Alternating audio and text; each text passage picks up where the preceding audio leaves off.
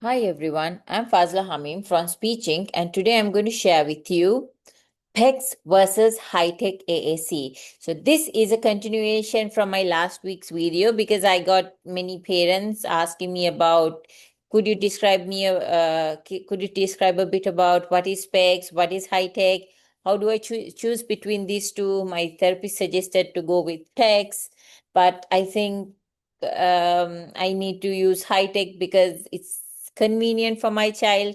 So in this video, we are just going to look at what is the difference between PECS, which is Picture Exchange Communication System, versus a high-tech AAC system. So the main thing is understanding the difference and choosing the right fit for your child. So let's see. First of all, let's see what is an AAC. AAC, like I broke down in my previous video, is augmentative and alternative communication.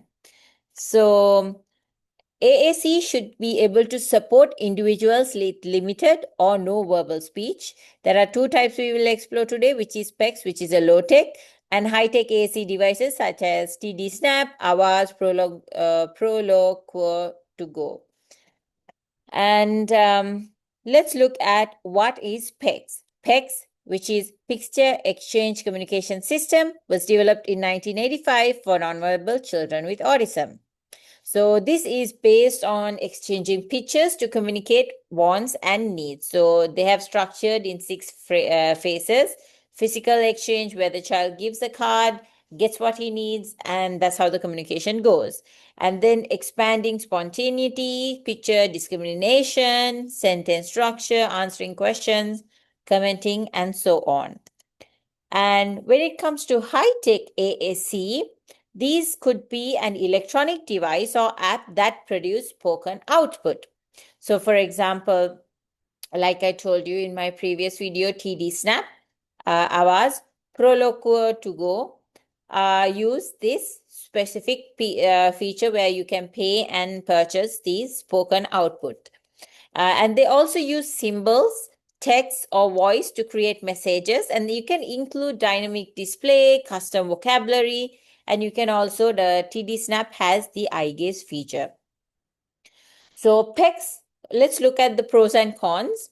So when it comes to PECS, it's easy to teach with minimal tech because it's just a picture card, but it's highly structured system, it's cost effective, and it promotes initiation of communication. However, when you come to the cons of it, it has a limited vocabulary because as the child grows, the child's vocabulary increases. But with picture exchange, unless you carry a huge book with all the possible pictures, it limits the child's vocabulary. And then it also requires physical presence of pictures because from one place to the other, when walking to all different environments, the playground, the school, the house, they need to use the same AAC device to get more practice trials along with to make it more natural. And plus, it's not ideal for complex communication. Like for children who have echolalia, it's not the ideal solution. Also, it may not grow with the child's language level because, as I told you, it might be a short sentence or it might be just a picture where the child initiates the communication, gives the picture, and gets what he wants. So it's more of a give and take. But when it comes to high tech, again, let's look at the pros first. The pros are it supports complex generative language. Also, it's customizable vocabulary, so it depends from one child to the other.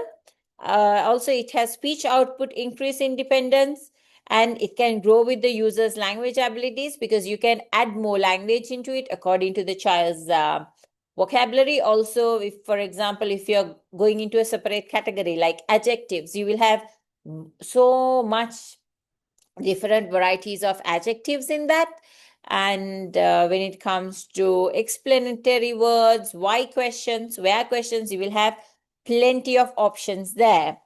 But again, when we look at the cons, it's a bit costly and requires training to use a proper AAC device.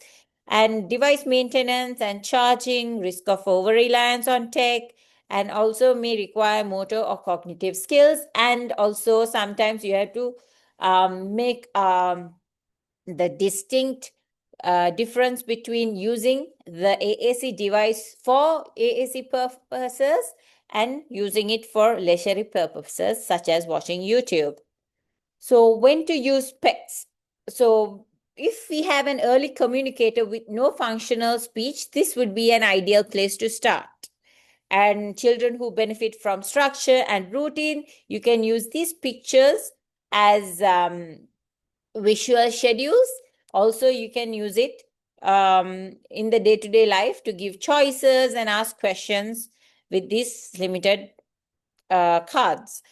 Also, settings with limited access to technology. Not all places have Wi-Fi. Not all places have the access to iPad. So this is another great option to use if you're going to a place like that. And as a stepping stone, you can move on to more advanced AAC systems, but you start from PECS to understand the meaning of communication. It's a two-way communication, is a two-way street where both people need to participate in this communication.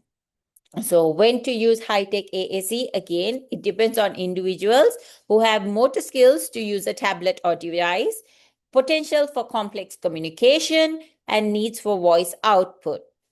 But then again, we can use this for children who have echolalia, who already has their voice, but needs that input. And then we can use it with families who have insurance or who are ready for long-term AAC support. When it comes to clinical considerations, like in our perspective as a speech therapist, what we look at is the child's cognitive and sensory needs. Some children might be too sensitive for the sound in the AAC device or the touch features, and also the child's cognitive ability, if the child is able to properly select the buttons that's required to request. And then again, we check on the child's fine motor and visual skills. If the child's fine motor skills are not enough to handle the high-tech AAC device, we will go with the PECS. And if the child has issues with his visual skills, then we might start with PECS and then move on to AAC. Again, family preference and support matters because we can't do anything without family support. And then again, the environment, the home, school, therapy, the community, we need support from all systems to collaborate and give the best support needed for our child. Again, you need to access training and funding, even if it's PECS or if it's high-tech AAC devices. And so like I told you before, you can use PECS as a stepping stone and then transition to higher tech devices such as TD Snap or Avaz or any other application. So, but it's important to observe how the child understands these different symbols, the child's motivation to communicate, and the ability to combine words. So these are a few things that you have to look out for when your child is using PECS to see if he is ready to use high-tech. And so in summary, no one size fits all. So we have to see, it depends from child to child. So we have to see what fits what to which child. And also we have to see what matches the individual's need, the child's needs, and to see if both systems can be used together or as part of a communication journey. Like I mentioned, you can use PECS to start your journey and then move on to high-tech depending on how the child performs with AAC devices. So that's all I have for today. So thank you for watching this video. And if you want any more videos regarding PECS or specifically a specific high-tech AAC intervention, let me know. You can reach me at Speeching on Instagram or comment on this video so that I can help you more, or I can coach y'all if y'all want, if y'all are willing to I have parent coaching sessions that I do for parents to support with deciding which AAC device is suitable for their child, depending on their family support. And so I will see you next with my next video. And until then, have a good week. Bye-bye.